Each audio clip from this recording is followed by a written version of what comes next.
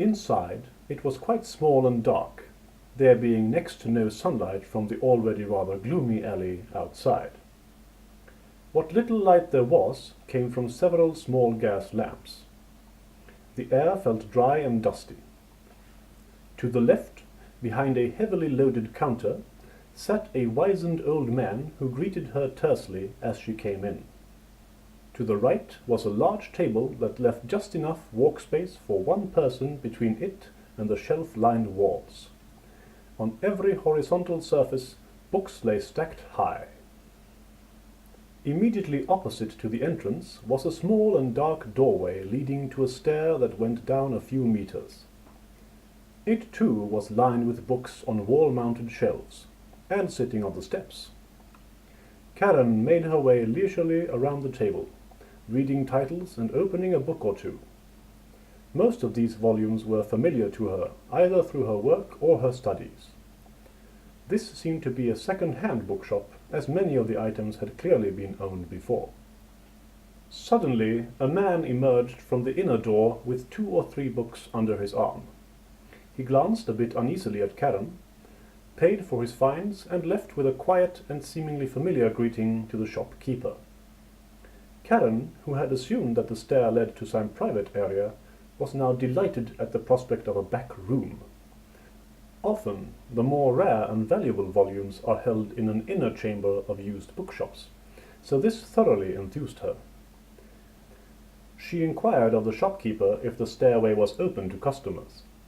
He sat engrossed in a book, and just waved absent-mindedly in that direction with a little annoyed grunt of assent.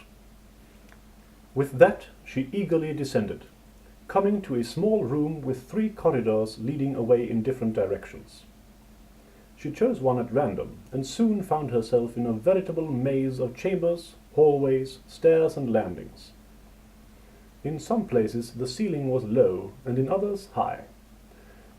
In one large and tall oval chamber, Karen was amazed to see fully 3 floors that were all evidently part of the same shop. Along every wall stood bookshelves, absolutely crammed with literature. There were leaflets, sheets of music, novellas, monographs, scientific treatises, poetry, and more, every kind of writing imaginable. There were other knickknacks as well, little statuettes, the odd necklace or charm, stuffed animals, paintings and prints nailed to beams or the ends of shelves. There was only just enough light anywhere that you could read, and there were deep shadows in nooks and corners everywhere. There were quite a lot of people too. As far as Karen could make out, she had seen at least 7 people who were obviously part of the staff. They were either organizing things among the shelves, or sat cataloguing behind desks at various locations. Then there were the customers, most of them apparently much engrossed in their own quests for erudition. No one seemed to notice her, except when it was necessary to squeeze by each other in the cramped passages. Most of the people there seemed like dedicated bibliophiles and autodidacts, so Karen felt much at home and very safe among them. It was difficult to get a grasp of the layout of the store. It seemed as though the proprietor had taken possession of several floors of the building, then just knocked out walls and inserted stairs as need dictated. To understand the system of organization, if indeed there was one, seemed even more challenging. So far, Karen had discerned no apparent order at all. Now, though, she spotted a few classics on body control and focus projection on a shelf, and decided to search that section thoroughly. Maybe she could find some text on these subjects that she hadn't read before. Already a cursory glance told her that there were many more books of the same kind in that area. If fortune should strike, she might even find a work that dealt with her current problem. With that thought, Karen felt quite proud about having found this potential treasure trove by means of her daring and determination. A curious and inquisitive approach begets knowledge. So said the philosopher, and so thought Karen contently to herself. Then she set about perusing the shelves around her with great care. For hours she pored over the various volumes, finding many that were entirely new to her.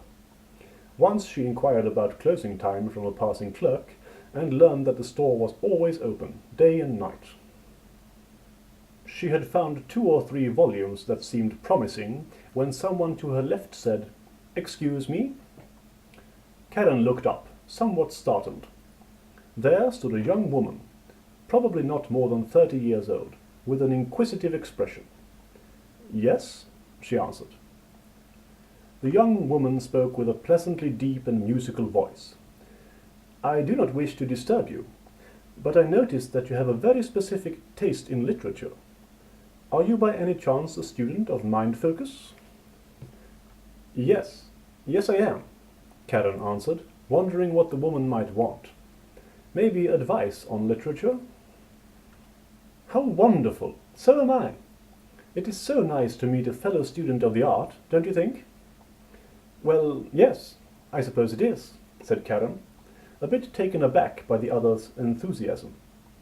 It wasn't that Karen didn't enjoy talking to others in her field of study. She was, however, not all that sociable a person, and right now she was very focused on her task.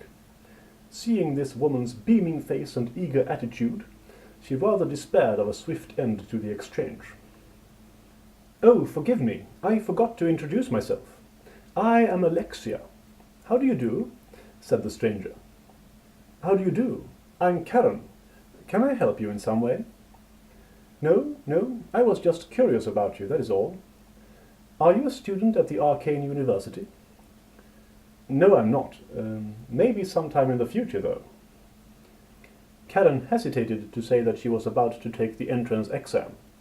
She didn't wish to expound on that subject, possibly having to admit her inability to master the necessary skills only days before the test. She would have loved to speak about it, had she felt certain that she would succeed, though. "That is my dream. I'm taking the entrance exam in a few days, and I'm so nervous." Alexia said this with a wistful look on her face, her hands clenched in eager anticipation. Karen could hardly believe her ears. This woman was about to take the entrance exam to Arcane University? She was a baby. In all the books she'd read about AU, there had never been mention of anyone under the age of 40 who had even attempted to take it, much less succeeded. Maybe Alexia was really older than she looked. Maybe she was very gifted in the body control technique of age retardation. That seemed unlikely, though. It was a difficult technique, very complex. It was a combination of many of the more basic techniques and some of the very highest. Usually, people didn't manage to slow down their aging significantly until well into their 60s. It was a priority during a student's first decade or so at AU, in order to gain the time needed for their further studies. "Really?" she stammered. "You look so young." "Oh, thank you," answered Alexia, with a smile and a look of endearment that could melt glaciers. "I'm actually already 33, so it feels so good to hear that from an honest-seeming person like you." "Oh dear, she's one of those," thought Karen. "You're welcome," she said, making an effort to pull the corners of her mouth into an answering smile. "So, are you taking the exam too?" There came the dreaded question. "Yes," answered Karen hesitantly. She really didn't want to talk about this. She just wanted to go home now and continue practicing. Well, maybe sleep a few hours first. She felt sure that some of the things in these books could help her at least a little. "Do you think you're going to make it?" said Alexia. I'm not sure. I still have some trouble making connection with the flower." Even though she didn't want to talk about it, Karen felt that this would come out anyway in the end. She just wanted this conversation to come to a close. Then a thought struck her, and she added, "So I really must be getting back home to continue my studies." "Oh, of course, I'm sorry. I didn't mean to detain you at all. But if you're still having trouble so close to the exam, you should come with me to our study group. I'm sure that we can help you." "Study group?" Karen inquired, despite herself. She wasn't really interested. but the thought of people studying mind focus in groups outside of AU was baffling to her. It was a long-standing tradition that those who studied with the aim of getting into AU did so on their own, at least in Arkaport. Other countries had other traditions, but here it was such an established fact that it was almost unthinkable to do otherwise. Yes, of course. We meet and help each other overcome many difficulties by sharing our respective experiences. I can't imagine how long it would have taken me to reach this level of skill without them. So, here was the explanation, thought Karen. Still, she had a hard time believing that shared experiences alone could make such a remarkable cut in the required time of study. She knew from her own experience that the most time-consuming part of learning mind focus was increasing the level of potential. It wasn't a matter of learning certain tricks. Even when you knew what you were doing, it took time to build up the level of connection and control. Sure, sometimes you had to understand a new principle, and that could take time, but it was still nothing in comparison with the sheer amount of basic practice needed to advance. Therefore, even though she mostly wanted to go home, Karen was a little intrigued by this apparent anomaly and asked, "Are there others as young as you there who are taking the exam?" "Oh yes, I'm not even the youngest. There are, I think, 10 or 12 of us who are preparing for this year's exam, and most of us are under 35. "That is amazing," said Karen, although what she really felt was a severe jab of annoyance. She resented that there were so many people, so much younger than her, who seemed to be at her skill level. Karen had used to be proud of her relatively rapid mastery of the art, but that feeling was crumbling inside of her like a burning paper now. "Oh, it's not so amazing. We've just had great help, that's all. You really must come with me. We'll have one of our sessions in less than an hour, and it's not far at all." Indeed, this woman is direct, thought Karen. Again, she was surprised by Alexia's forward manner and fumbled through her mind, searching for a reply. After working her lower jaw up and down a bit, she eventually said, "I'm sorry, I really can't spare the time, but thank you so much for inviting me." Alexia's answer surprised her even more. "Oh, please come with me. I know you like it. To be honest, there are nearly no other women there for me to talk to. I would so like for us to become friends. Wouldn't it be great if we could enter AU together and be able to share that entire experience from the start?" This outburst was certainly unexpected, but it did start a train of thought in Karen's mind. She herself had never had any friends who were interested in the art. It was such a rare path to follow. Of course she had missed having someone to talk to about her greatest passion, but she had always just accepted that.